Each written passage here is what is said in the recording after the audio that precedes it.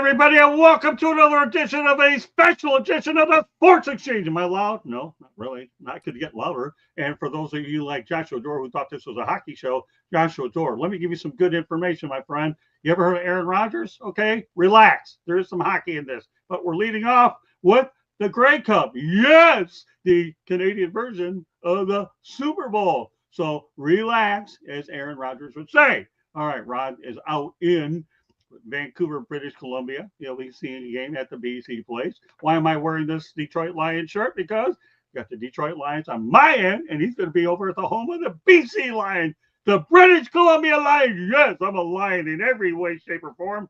And I know that you used to obviously work for the Saskatchewan Roughriders, since I don't know much about the Canadian Football League anyways. Look at this guy. He's smart the entire. Love it. Great stuff. All right. Good stuff. I would have rooted for the Saskatchewan Roughriders if I had known that you were the commentator, but I always go with the BC Lions, that I have to stay with the BC Lions at heart. That doesn't mean that that's fluid, but it is what it is. We got a Rough Rider, and you can call me Rough all the way you run. I've heard it all anyways. Anyways, the Sports Exchange can be heard on iHeartRadio, and the reality is you can be hearing a lot more, and Candy will definitely go ahead and mention it as well. Have a busy agenda today. We're going to talk about the Canadian Football League as well as some hockey stuff, as we always do. As well, Fire Up Florida will return next week when Rod is in town. Right now, we want to focus on the fact that this guy here is in a place where a lot of Canadians would like to be, out their version of the Super Bowl. Rod has an incredible history, 111 years worth. I think the only interruption they had was in, COVID-19, where there was a little bit of a hiccup there. So let's talk about the history of the Grey Cup. Nobody knows it probably better than you. Well, it's funny because you mentioned the BC Lions. That would be your team, and mine, the Saskatchewan Roughriders. Neither one is in the Grey Cup, Scott. It's going to be played Sunday, as you mentioned. It's 60,000-seat BC Place Stadium, and it's the Toronto Argonauts, North America's oldest professional franchise, who have won the most Grey Cups of anybody, against the Winnipeg Blue Bombers here on Sunday. And I was at Super Bowl last year in Las Vegas. Now I'm at Canada Super Bowl in Vancouver, and there's a very large Super Bowl feel to what they're doing here. The trade shows, I assume you've been to Super Bowls. Radio Row, I've been broadcasting from Radio Row. All the alumni is here. It's the nation's football fans are here. They call it Canada's most iconic sporting event annually, so there's no place I'd rather be this week. I've been to 4 Super Bowls. I know what it's all about. My goodness, I'm telling you. The Detroit Lions, actually, one of my best friends, Bill Keenan, was the reason why I got to him. And as you look at lessons from the microphone, which we're going to talk about later in the show, Rod, it'll detail my trail to get to the Super Bowl as well. Yeah, I can imagine exactly the tradition. 111 years of this. My goodness, that's a lot. But the fact of the matter is the Canadian Football League is alive and well. We can sit here and talk about the fact that they produce so many great players. Don't have the time for that for this particular type of show tonight, but we'll get into that one of these days when the opportunity presents it.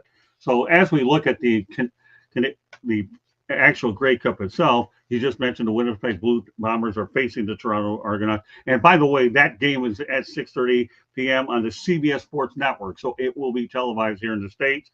Winnipeg defeated the Saskatchewan Roughriders 38-22. So they're heading back for the 5th straight season, 29th overall. This is the 8th matchup between the two squads, second since 1950. So let's talk about the media coverage and Radio Row. Yes, Rod, I do my homework on this stuff. I'm not going to walk in here unprepared looking like a, Bonnet sick the mole head. So I don't care if I'm north of the border, south of the border, wherever you put, I do research, and I take that I take a lot of pride in doing that. So go ahead, Rod. What? Media coverage on Radio Row? Yeah, media coverage, Radio Row. How many credential requests have you said that they've had? Oh, what's the Super Bowl? What is? Do you have any idea how many for the Super Bowl? Too many to count. I don't know. A lot. I don't know. I know. It wouldn't be any. Is it literally thousands? I think you're right. I actually think that it is. It's not that. I mean, I was at a party last night, a media party. They do it every Wednesday of Grey Cup week, and there, it was a packed room. I want to say maybe a couple hundred, but I mean, all the national television stations are here, not just the sports networks, but the national TV networks are here, radio coverage. It's the usual. Like I said, you know what it is? And it would be almost insulting for a CFL fan to hear this, but it's a mini Grey Cup. When you look at the crowd, and this, 60,000 is nothing to sneeze at BC Place on Sunday. It's a big crowd for that. But the media's been hurt considerably in Canada. It's not like it used to be. To be honest, there's probably a time in history that the Super Bowl and the Grey Cup were on par. They're just Right. not anymore. The NFL is, the number one sports brand in the world. So it's a big deal. I've been to about 22 of these. This is probably my fourth in Vancouver. It's a beautiful city. If it wasn't dark out, I would have turned my camera around and it's just absolutely gorgeous. It's David Letterman's, he says, the most beautiful city in the world. And I believe that. And it's an iconic Canadian Football League city. There's Okay. the players that have come through here. Cameron Wake, the Dolphins fans watching right now. He's the one everybody talks about with notable alum that have gone on to great things in the NFL. Yeah, I've been to Vancouver once before. I'll tell you, I look forward to taking my wife there. Stanley Park was an unbelievable place. I saw Chinatown, Yep. and I've been through a lot of the major areas. And I actually saw a Canucks game. I believe it was against Calgary or the old Pacific Coliseum, and met Dave Hodge over there. It was unbelievable. Dave and I talked for a while, and I had an opportunity. So yeah, not kidding. I think the only thing wrong with Vancouver is it's on the West Coast because it's the best kept secret in North America that nobody can really get to. Is really what it is. Stanley Park is unbelievable. I just really gravitated. I look forward to getting her up there. It's just unbelievable. Joshua Dore evidently seems to have been there. He says Stanley Park is nice, and Granville Market is cool too. Yeah, I don't know much about that, but the guy doing his homework one way or the other. But those are interesting, noble. But yeah, Vancouver's one of the most beautiful cities, and I love Toronto. I mean, what can I say? We both know about Toronto, but it's also on the East Coast. But Vancouver is, I think, the best kept secret in Canada. Joshua was watching my show today, by the way, so he got a feel for what's going on here. My show got crashed by the BC Lions cheerleaders. They came in the middle of our show and did a cheer for the BC Lions, and it's funny, it's, I guess, similar to the Super Bowl. If you're the host team, which the BC Lions are, but you're not in it, you don't have a whole lot to do. So today we had the BC Lions president, we had their broadcaster, we had their cheerleaders, all of them on. Toronto Argonauts and Winnipeg Blue Bombers are busy. Now, you and I ran into Danny McManus at FAU. What was that, 2 Fridays ago? He's the assistant general manager of the Winnipeg Blue Bombers. You might have heard the conversation. Danny, the Florida State Seminoles great. I said, are you going to be a Grey Cup? And he goes, only if my team's in it. Lo and behold, they are. And Danny McManus is one of those guys, but I try to get him on my show. He's a Grey Cup champion, Canadian Football League Hall of Famer. He's like, I can't. We're busy, man. They are. It's go, go, go for the teams and their staff that are in it. Well, Danny McManus and I have been in communication. I remember seeing him play at South Broward High School back in South Florida back in the 80s, and we hit it off well. My goal is to get him a part of the South Florida Tribune Broadcasting Network platform. There's a couple ways to go. I'll probably bring him on the Motor City Madmouth to do a one-on-one first, and then I have a great show called Inside the Pigskin. And Danny and I have already talked about it right now. Obviously, the Grey Cup is what he's taking care of firsthand. So, all right, Ron, I want you to size up this matchup. You certainly know about the Argos and the Blue Bombers. What can you tell us about the game? Well, I tell you what, I think what I'm about to tell you might convince people to watch it if they weren't going to. Here's the story. Jim Kelly's nephew, Chad Kelly, was the quarterback of the Toronto Argonauts and led them, well, not all year. He was suspended for the first half of the season, which we won't get into, but led them to a victory last week over Montreal in the Eastern Final, broke his ankle in the third quarter. He didn't even make the trip.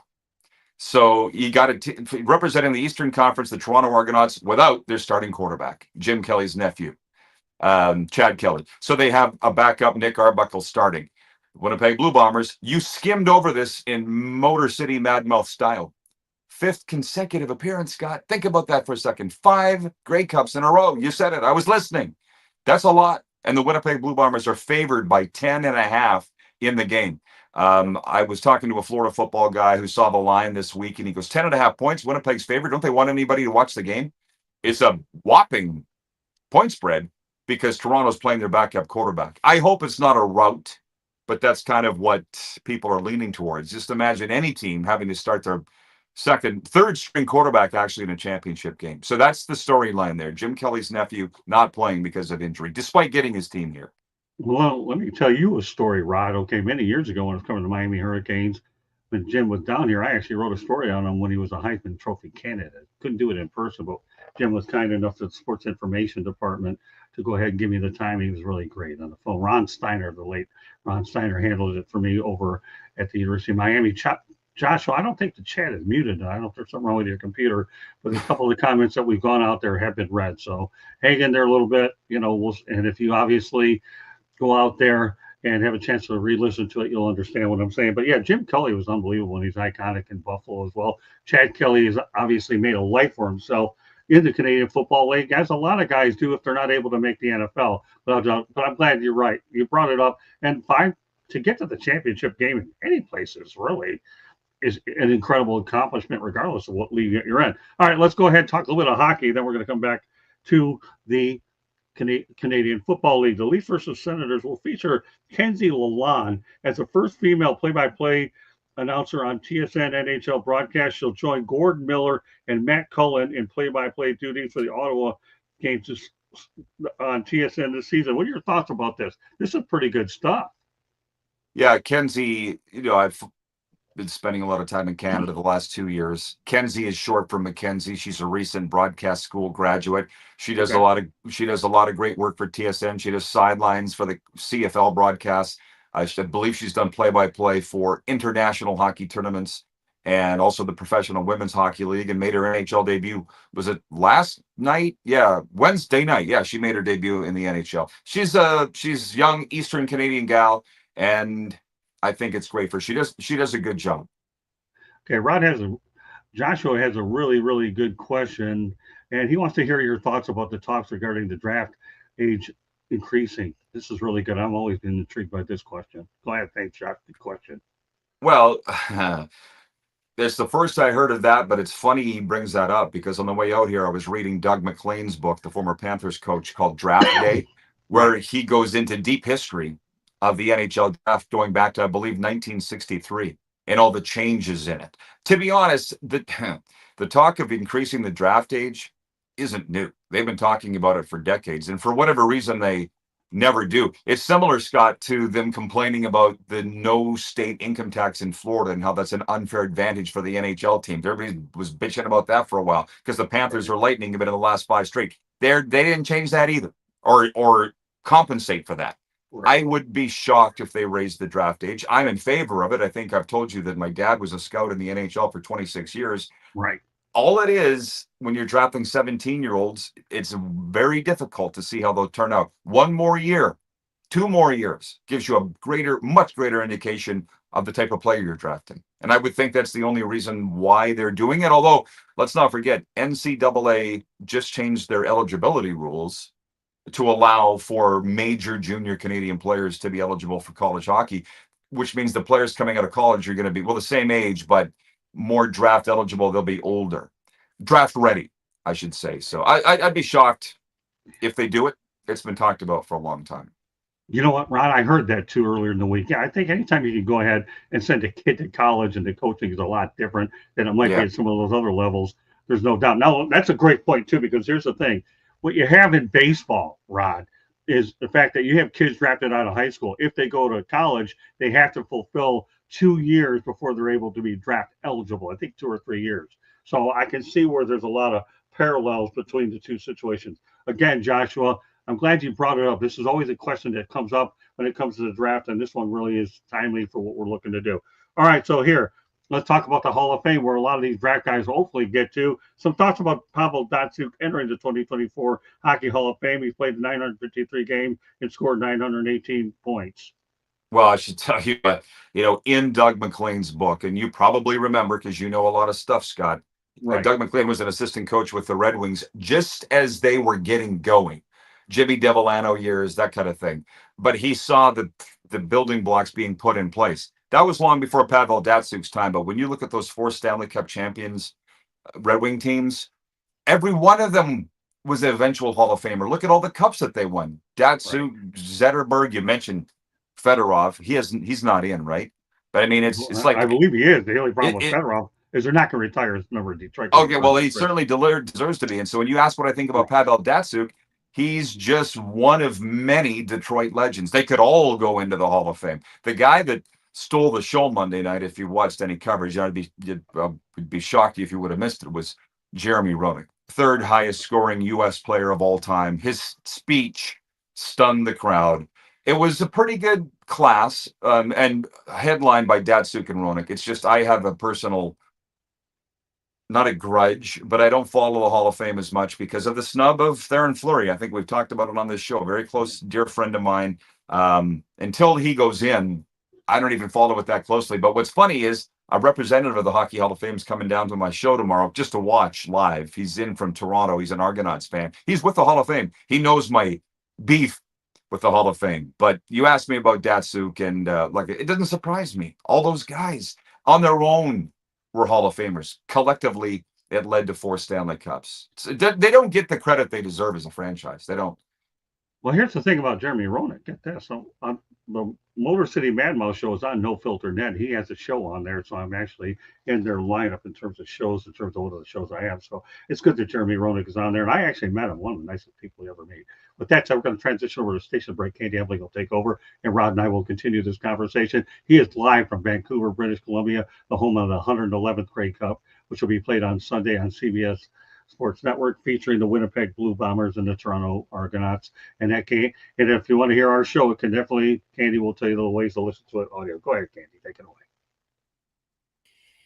You are listening to the South Florida Tribune YouTube channel. If you see the red subscribe button and that means you haven't subscribed. Please do so and share us with all your friends and family. The South Florida Tribune Publishing Company published a book late last year. It is called Lessons from the Microphone, Tuning into the Enduring Wisdom of Visionary Leaders. It is written by your host, Scott, the Motor City Madmouth Morganroth. It's a great gift idea. It talks about Scott's 40 plus years in the media and how it has changed over that 40 plus years. Old school media meets new school media. It's available on Amazon, Barnes & Noble, Kindle, Apple and Google Books. Watch for details because the audiobook is in the works. If you want to sponsor a show or advertise on our show, please call Scott, 954-304-4941. If you want to be a guest or have show ideas, you can always email us at southfloridatribune@gmail.com. And please go to our website. There's a link for the book. There's a link to our merchandise store. But there's also these two fine gentlemen both write for us. And so there's great articles on our website, www.southfloridatribune.com. If you like to listen to podcasts, wherever you get your podcasts, you can listen to ours. Monday night's baseball night. Tuesday night is football. Wednesday is Sports Exchange. You never know what you're going to hear. And then tonight, a special edition of the Sports Exchange. And then Fire Up will be on at 9 p.m. Join us. And then on Wednesdays, we have a show, Motor City Mad Mouse Show. It appears on nofilter.net. You do have to purchase a ticket to watch it, but the price for the ticket is $0. So go check it out. Back to you, Scott. Thank you, Candy. And Joshua, thanks for mentioning some other things as well. 45-year anniversary coming up. No, this is not pre-recorded. This is live, just so people understand it. So you are definitely getting it live, or as Brent Musburger say, you are looking live. Well, that's exactly what we're doing here. The fact that he's only 9 million miles away is another story. But we'll bridge that gap next week. Also should point out, too, that Rod has had me on the Rod Peterson show. What a great time we have doing that. When I get the opportunity, looking forward to hopefully coming on from time to time with that show. You're doing a wonderful, wonderful job with it. So I enjoy coming on. The people that you attract to that show are just unbelievable. And I can't thank them enough for the way that they've treated me. And your social media is awfully strong with your Instagram. Some of them have added me as followers and vice versa, because they obviously see that I am working with you. And the fact that we're just starting this relationship, Rod, seriously, man. I mean, it's just such an easy time to bring a guy like you who's done so much in Canada. My goal here is just to help you try to build your platform down in the United States, and it's just a seamless situation. The fact that we're able to come on week in and week out and talk some fresh material. So I have to give you your FYI for the show. Okay, who was the only American team that won the Grey Cup? The Baltimore Stallions. Oh, I couldn't get you on this one. No. There's no way. You're not going to get me on CFL. No, I know. Hey, I let you off easy. I didn't really dig hard to get you. So let me go out there and bring the premise. The FYI, obviously, the last Canadian team to win the Stanley Cup was the Montreal Canadiens in 1993. Nothing's happened since. And the Florida Panthers made sure it wasn't going to happen this summer either when they ousted the Edmonton Oilers. But yes, the last American team to win the Grey Cup was in the CFL was the Baltimore Stallions. And actually, I believe it had the same colors as the Baltimore Colts. I believe it was blue and white. Is that correct? Black, blue, and white. Yeah, Black, blue, really, white. really nice gear they wore. Yeah. Okay. Well, yeah, right. Joshua, it didn't work out this time because this guy is all CFL. If you can sit here and outsmart this guy, don't hold your breath. He only did the play-by-play for the Saskatchewan Roughriders. What was it, Ron? About 20 years? Is that all? That's all. Yeah. That's all. Yeah, I would yearn for a job like that, but I'm really happy with what we're doing these days. Let's talk a little bit more hockey as we continue. Connor Hellebuyck of the Winnipeg Jets records his 40th career NHL shutout. We know that we talked about the Jets playing well. They keep setting new records, 14, 15 games, 15-1 and all that stuff. But Connor Hellebuyck, you have to have an incredible goaltender to be able to win that many games. Some thoughts about him? Well, I'll tell you what, number one, I think they're losing in Tampa tonight, or at least they were just before we went to air. Connor Hellebuyck, you mentioned my wife, Serena. We love each other, but have diametrically opposed opinions on hockey. I said if you could only take one goalie to start a franchise or even one goalie to win a game, a championship game 7, I would take Sergei Bobrovsky. She says Connor Hellebuyck. And I put that to our viewers, and I think 60% said Connor Hellebuyck. I think part of it is because most of our viewers are Canadian, and he plays for the Winnipeg Jets. But here's the thing, Scott. Those two will oppose each other Saturday night at American Bank Arena when the Winnipeg Jets come to town. Connor Hellebuyck versus Sergei Bobrovsky. Potential, I think, Stanley Cup final preview. There's a wonderful column about it in the South Florida Tribune this week. I'm not sure if you're aware. So Hellebuyck, I'm joking. Everything about him is sensational. He's American. He will be USA's goalie in this February's Four Nations face-off, I'm pretty sure. Canada doesn't even know who their goalie is going to be yet. But the only thing about him, it's a little like your buddy Connor McDavid, hasn't won a championship. At least McDavid's got to a Stanley Cup final. Hellebuyck has struggled to get out of the first round. We'll see if that changes this year or not. It's not his fault, but he tends to blow up in the playoffs. So, but right now, he's the reigning first star of the week in the NHL. He's all that. We talked about the Hall of Fame inductions earlier. Shea Weber is another guy that got in. Yep. And I'll tell you, he certainly deserved it as well. He had a pretty good class, if you think of the three main ones. Would you have Jeremy Roenick, Shea Weber, and Pavel Datsyuk? That's a pretty impressive class. Colin Campbell from the league office as well in the builder category. And I'm trying to remember who else. It's the Hockey Hall of Fame. It's always going to be a good class, in my opinion. Yeah, the only time I was ever at the Hockey Hall of Fame was when they held it at Exhibition Place. And I was actually at a Blue Jays game over at Exhibition Stadium. I haven't been to the new one downtown. I drove by it when I was there earlier this year when I saw the Blue Jays, and I caught up with my buddy Don Mattingly. And I say my friend Don Manning because he is a really good friend of mine. But, I mean, it's just one of those things where they have pretty good class. And I love the way the fact that they had the Red Wings and the Toronto Maple Leafs playing that weekend. You had two original 6 teams, for that Hall of Fame weekend, and they were able to introduce them. I don't think you could have a much better matchup that particular weekend as a prelude to what you would subsequently see on Monday night with the induction ceremony per se. Yeah, they really do it right. They really do. The Leafs have had their struggles and up and down, but they always seem to play well Hall of Fame week when they're hosting the National Hockey League. So yeah, it's been a good week.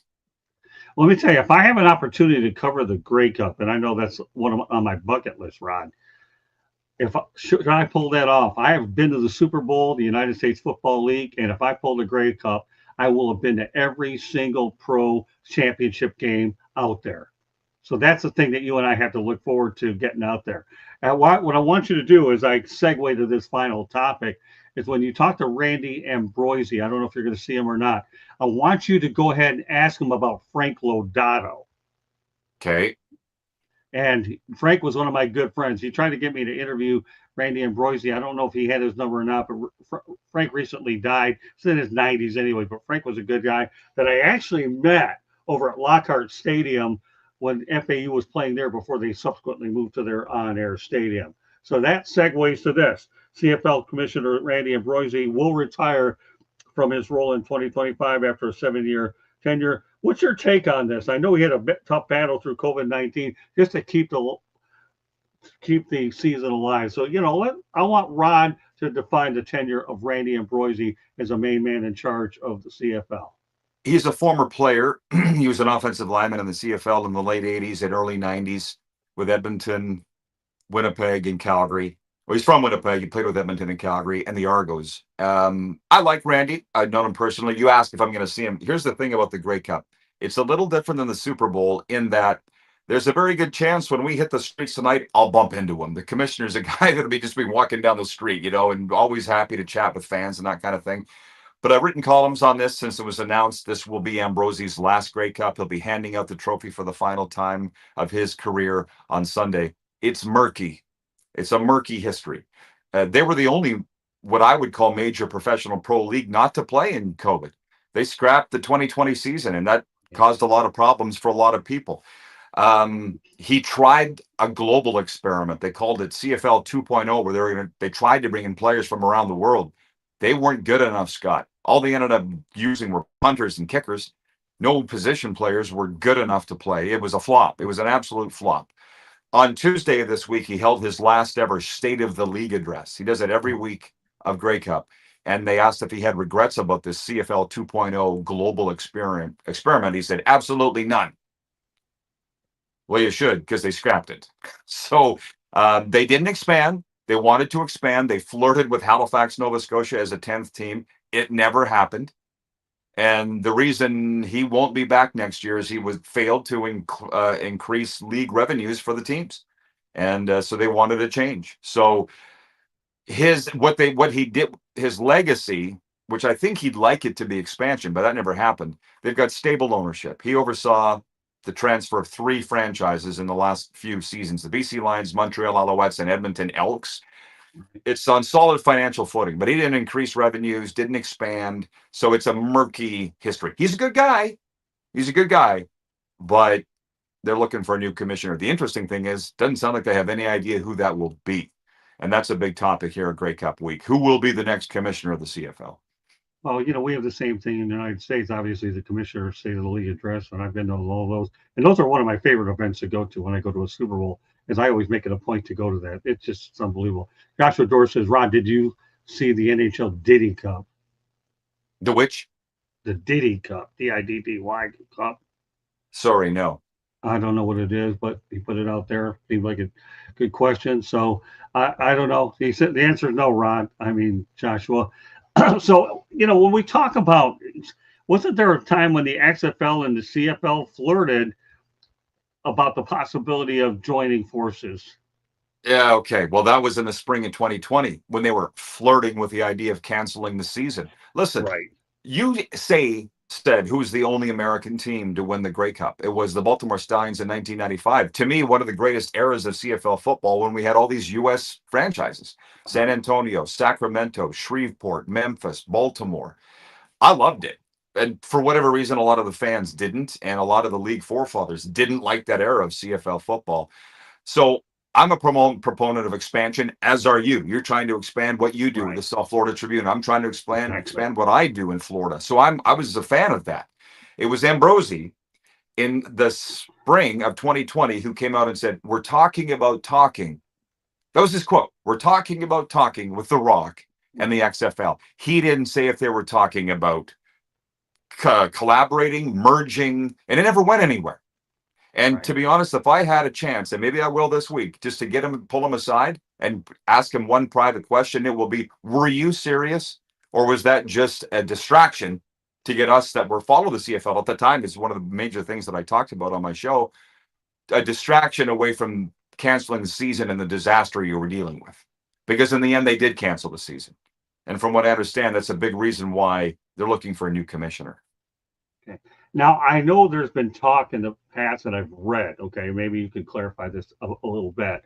But what about the Maritimes? Is that one area that was under consideration for an expansion team? I know you have 9 teams in the CFL, correct? And they certainly like to even it out at town. But Maritimes is something.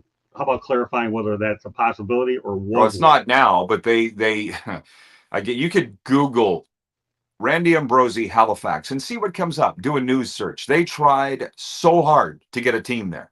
And I think that was what Randy would have liked to have been his legacy, was expansion into the Maritimes. It never happened. They've been talking about it for 50 years and it's never happened. The problem was they don't have an adequate pro football stadium there. They don't have it. There's 3 Canadian universities around there that play in smaller stadiums, but none are pro caliber, and it didn't happen. And basically, the CFL wants Halifax. The Halifax never wanted the CFL. And that's why we sit here today, and the expansion didn't happen. So who's hosting the Grey Cup next year? It's in Winnipeg next year and in Calgary the year after. They just announced that last week. Well, for big events, they generally do announce these places where they're going to do that. Well, Yeah. Nice show today here. Obviously, Rod Peterson is live from Vancouver, British Columbia. He will be over at the game featuring the Winnipeg Blue Bombers and the Toronto Argonauts. I got to ask you a question. What is an Argonaut? Well, their nickname is the Boatman. It's funny you say that because I was thinking that this week and I meant to look it up. It has they have the nickname of the Boatman, the Scullers, like rowing. I guess that's a rowing thing. So I guess an Argonaut is a shipman. How about that? Their logo is a boat. So that would be my. Did you ask that or did Joshua ask that? No, I actually asked that one myself. But Joshua's got a question. He said, "What color is a Grey Cup?" He can ask that one. Joshua, you know what it is. It's silver. Okay, there you go, Josh. What do you do? Double dip on the show, and the fact that you wanted it twice. If you do, Josh, it's okay. It's Of all course. a good thing. We need people like that. Yeah, no. Hey, listen. I'll tell you one thing about this guy. He doesn't know anything about football, but he's been a trooper sticking it out here on this show, knowing that he expected Fire Up Florida with more Panthers topics. But every now and then, Joshua, the rule in journalism is you have to seize the moment when there's a big event and be able to capitalize it and make a little bit of hockey. And that's exactly what the whole idea. I like what George Boris said. Go ahead, Rod. No, what did George say? What did George say? He says Argonaut is from Greek mythology. First I know. Yeah, what about it? It Okay. is. Yes. Caddy found it. What is it? It's a band of heroes who sailed with Jason in the ship Argo to retrieve the Golden Fleece. The name comes from the ship's name, which was named after its builder, Argus. Really? I bet you most Argonaut fans wouldn't know the answer to that. If I may, Candy, how did you find that? I Googled it. Well, the fans you would hope would know that. But I want to say this. Joshua was at the Panthers game last week that I was at. Who were they playing, Joshua? Philadelphia. And he sent a photo of the press box. Serena and I were in the press box, and he had asked, if I recall, to get together. But I had just gone down the intermission before to meet a bunch of fans and South Florida Tribune readers, and I couldn't leave the press box again. But Joshua was at the game, so we will hook up here before the season's over. Yeah. Hey, I've given him an open invite to come on our show, Fire Up Florida. And anytime Joshua wants to come on that show, he's more than welcome to come on. You know, his knowledge, as far as I'm concerned, about hockey is pretty good. I don't care whether the guy's strictly a Panthers guy or not. So what? He's passionate about his team. And a little bit more information about Joshua and his family. His dad's a passionate Flyers fan and knows about the Broad Street bullies. Yeah. Yeah, right. Oh, I'll tell you, that was a great era of hockey, too. I remember when I was rooting for them to beat the Russians, but that'll be in another show. You know, the conflict on ice. I actually bought that VCR tape over at the Philadelphia Spectrum when I was watching the Philadelphia 76ers and Chicago Bulls over at the Spectrum, and I bought it over the souvenirs. That was pretty neat. I enjoyed watching that. Great participation in the chat room today from George Bubaris and Joshua George. They're both doing a wonderful job here. Blows is actually in here. I have the Panthers winning the cup again. Well, possibility. I mean, it's early, but the fact of the matter is that they're at the top of the division is a good start. There doesn't seem to be any sort of letdown under Paul Maurice. And I haven't talked much Panthers, but you know what? Since Blows brought it up, what are your thoughts about how the Panthers have done early on in the campaign? Number 2 team in the NHL, only behind the Winnipeg Jets, and the 2 meet Saturday night at the Merritt Bank Arena. So I don't know if they're going to win the Stanley Cup or not, but I'll tell you what, that game should be the best game in the NHL so far this season. And whoever wins it, I would think would be the Stanley Cup favorite. It's killing me that I can't be there, but I think Saturday night here in Vancouver, Connor Bedard and the Chicago Blackhawks come to town. Connor is the next face of the NHL. This is his hometown, and they're blowing it up. And so I'll be in Rogers, whatever they call it, Rogers Arena here in Vancouver for that game. So that's not too bad either. Joshua says he's going to see Gotsis there at the end of the month when the Canes come to town. All right. I believe it's with the Red Wings last year, wasn't he? Yeah, he's been all over the place. Yeah, he was around one year player. He's probably got more lily pads than frogs do. So he says he's going to try to say what's up to him. I don't know, but yeah, you have a lot of role players that move around. Sometimes teams end up turning over to veterans that they need as a stopgap player, until the rookies come along. Josh says he went to middle school with them. Yeah, well, okay, you produce players in the state of Florida. If they keep winning, then they're going to continue to go out there and build more and more players as you build the youth program for sure. So great questions in the chat room. Very encouraged with what I've seen tonight. Yes. Rod. So, all right. So I have to ask you the big question. What is your prediction for Sunday between the Blue Bombers and the Argos? Winnipeg's favored by 10.5, as I said. But what we haven't talked about is their general manager is Mike Pinball Clemens, who played at William and Mary. He's from Clearwater, Florida. And I absolutely love him, adore him, Mike Pinball Clemens. And I've learned the hard way, don't ever bet against pinball. He runs the Toronto Argonauts. They won it 2 years ago when these two teams met, and I was there. I'm going to take Toronto to win in an upset. So give me a score. 23-20. Well, that's a close game there. You have a chance to see the Detroit Lions beat the Houston Texans last week? I watched some of it. I don't stay up as late as you, but that hell of a game. Nobody stays up as late as I do, let alone gets up as early as I do. Although I've seen you actually go out there and get up early with your social media stuff too.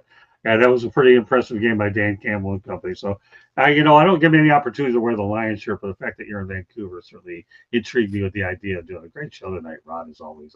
Yeah, it was a lot of fun. So, meanwhile, Rod Peterson is live from Vancouver, British Columbia, the home of the British Columbia Lions, joining us tonight.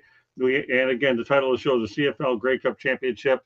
Glad that he was able to join us for tonight's special edition of the Sports Exchange. So before we take off, Candy, why don't you let everybody know, give us a final station break, and then Rod's going to go out there and let everybody know how they can get hold of him and all the different shows that he's on. The fact that we always have a date once a week here to make sure we talk great time hockey. And I'm working on more guests to try to continue to build it. So go ahead, Candy, take it away.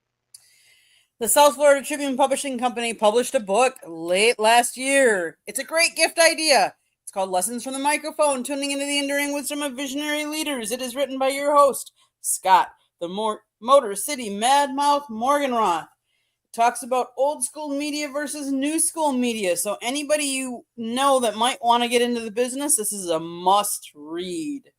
It has some great stories in it. It is available on Amazon, Barnes & Noble, Kindle, Google and Apple Books. Audio book to come out later. There is a link on our website, www.southfloridatribune.com, where there's also a link to our merchandise store. So if you want some Motor City Madmouth or South Florida Tribune merchandise, go grab it today. Our website also features these two fine gentlemen. They both write for us, so go check out their column. I actually take pictures. Go check out the pictures. If you like to listen to podcasts, you can find us wherever you get your podcast. iHeartRadio, Google, Apple, all those good places. We talk baseball on Monday, football on Tuesday, Wednesday, and Thursday nights. You never know what we're talking about. We also have a show on nofilter.net on Wednesdays. Yes, you have to purchase a ticket, but the ticket is $0. So go purchase your ticket. You get an email with the link to go in. Watch the shows. If you want to advertise, call Scott 954-304-4941. Or if you want to be a guest on a show or have topic ideas, you can always email us at southfloridatribune@gmail.com. Again, our website is www.southfloridatribune.com. Go check it out. I think I covered everything. Back to you, Scott. All right, Candy, go to the chats with Joshua real quick. I just make sure every chat gets acknowledged as much as we can, Rod, okay? The fact that we'll start with Rod. Were you at the season ticket holder event? You saw your pictures, but didn't see you there. No, I had friends that were there that sent me their photos. So it's Panther Fest on Sunday. Oh, was it? Okay. The lines of people for signatures and pictures and saying, okay, great show with George. Great. It's even better when you're on making comments like that. Show is always good when Rod is on. Hey, listen, he's one of the best co-hosts I've ever had in all my years. He's just an easy guy to work with. His stories are fantastic. They're very easy to read. And the best part about it is they're clean. I don't have to do a lot of proofreading because this guy is a perfectionist and gets it done. Tickets are expensive. Love Rod. In fact, I've enjoyed this show. Again, Rod Peterson reporting live from Vancouver, British Columbia, the home of this week's 111th Grey Cup, featuring the Winnipeg Blue Bombers and the Toronto Argonauts. At least we have a clear definition of what an Argonaut is. That's what we learned. Yeah, there was no way I was going to trick you on a real tough question because I wasn't prepared for it. I just wanted to make sure that our focus was on the Grey Cup, giving our audience an opportunity to get a feel for what it and a few hockey topics. Also, I should point out Ron is also going to be working with me a little bit, enhancing our coverage of Florida Atlantic University. He does get there from time to time. So we have a lot of projects that are certainly in the works as well. So meanwhile, Ron, I want you to let everybody know how they can get a hold of you as well. If she mentioned it before, repeat it again. Repetition's a beautiful thing with all the shows that you're involved with. And one other thing I got to ask you, have you done some good networking up there with all your people in Canada? I've done as much as I can. Like I said, it was a big media event last night. Had a lot of friends there I hadn't seen in a long time, so that was great. Yeah. Doing as much as I'm not as good at it as you, Scott. But the folks can see on the screen my name. Just look up at Rod Peterson on Twitter. Our viewers do that. Great comments. George, I love that you watch too. Just go look up at Rod Peterson, Instagram, Twitter, Facebook. Everything you need is right there. All the shows. And you know what? You got to tune into the Rod Peterson show. This is a great show, and I've been thankful to be a part of it a couple times. And time will tell when Rod can get me back on. But anytime I get on there is a blessing, let alone the fact that this guy is going to go ahead and give me a Diet Coke, and obviously anything can come out of my mouth. I don't mind admitting once in a while that I burped a time or two because Diet Coke's a really strong carbonated drink. But you know what? It keeps the energy going. And I don't mind admitting it. Really, seriously. Don't matter. I really enjoy working here, and that is seriously. So same here, man. So that concludes this edition of our special version of the Sports Exchange. So on behalf of Rod Peterson, my name is Scott Morgan, Roth the Motor City Madmouth. Candy Eblington, our producer tonight. Fire Up will be at the top of the hour with Jeremy Ballrick, Ralph Williams, and we have Pensman will be joining Candy. So meanwhile, thank you very much for joining us, and we will see you next week when Fire Up Florida returns. But this is a special edition of the Sports Exchange. Good night, everybody, and thanks everybody in the chat room. You were awesome, baby, as Dick Vitale would say. Good night, everybody.